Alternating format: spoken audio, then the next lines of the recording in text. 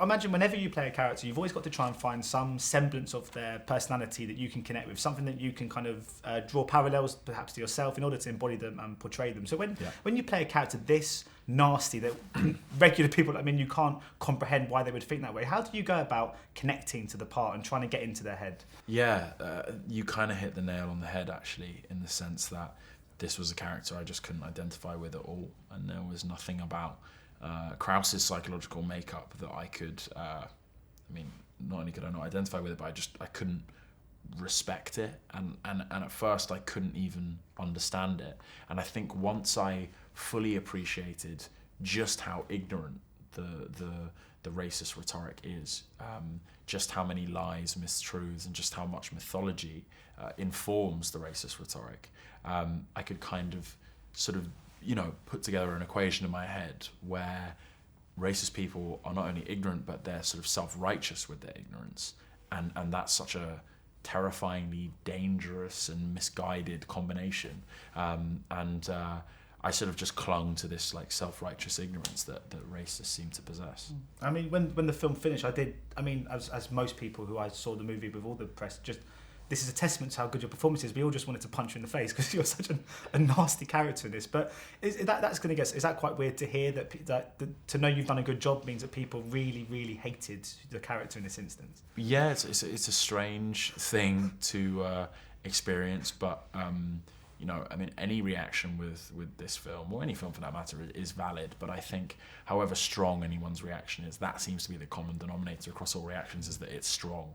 And when it comes to my character, for the most part, it seems to be hate. I mean, I've never had anyone come up to me and empathise with my character, and I'm glad.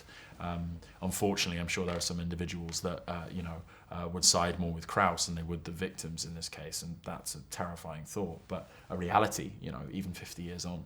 And I mean, you've worked with some incredible filmmakers now. You seem to surround yourself with just great directors. I mean, obviously, Kathryn is the latest to add to this list. Is that one of the main things you do when you first get a screenplay? And is the director the first thing you respond to when you're deciding what project to take on? Or is it the character or the screenplay?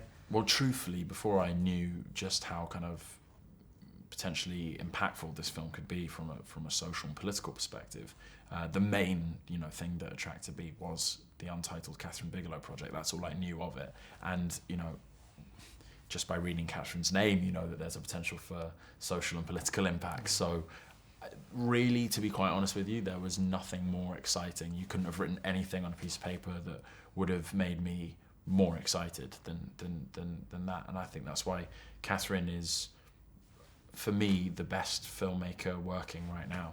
Like I just said, you are working with incredible filmmakers, and it seems your career is going from strength to strength. But I mean, obviously, for British audiences, we've known about you for years. Obviously, with Son of Rambo, all those years ago. What would you, having now sort of matured in the industry and sort of working for a number of years now, what would you go back and tell yourself back then? What sort of advice would you give to yourself as a child starting off in the industry? Oh wow, man, that's crazy. I mean, I was really lucky that I grew up in a home where my family were doing far more impactful and important jobs. They're all from a medical background, so I was well aware when I was younger that I wasn't sort of saving lives with my career.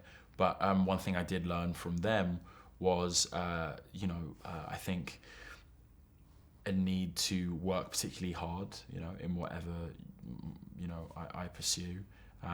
And I think also try and maximize my potential for good with what I do.